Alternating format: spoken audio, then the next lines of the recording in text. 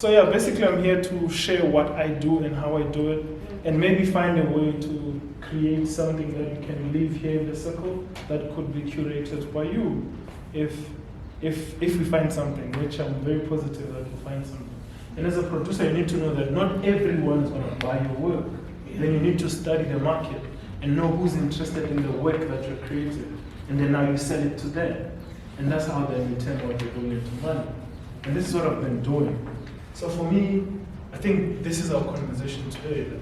What are we doing? Because we've created works. Everyone, they've mentioned works that they've created over years. Some they're new, but they have a year, 5 years. So there's years into practicing creation of the work. But what do we do with these works? What do we sell them? Who is interested? Right? They need to bring something. But how in this space, how then do we begin an ecosystem that is for us? Who wants to buy our work? Who's our immediate customers? Our neighbors. Some of us, where we come from, they don't even know what we're doing. They know us with a backpack and living and coming back. But how it's you know? But those could be our audiences. Yeah. People and then their community, but we've built our community. So it goes also to know your community. What do they want? What do they like? And where the theater is, we've created a bar because in our township, many young people are in clubs, in churches, but not in theaters. Then we said, okay, how then do we create something that they like? Then we established a bar outside the theater.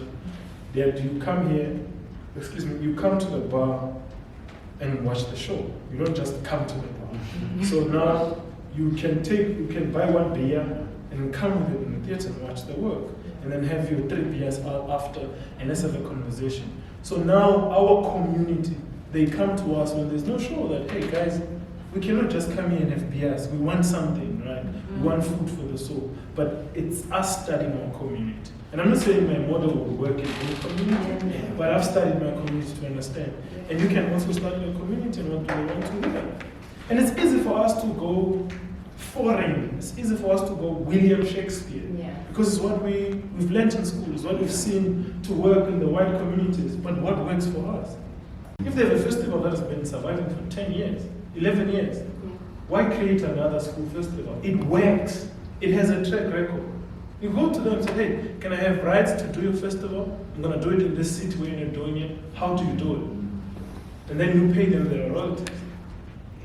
And someone else, and then we have a chain of a proper developed programs.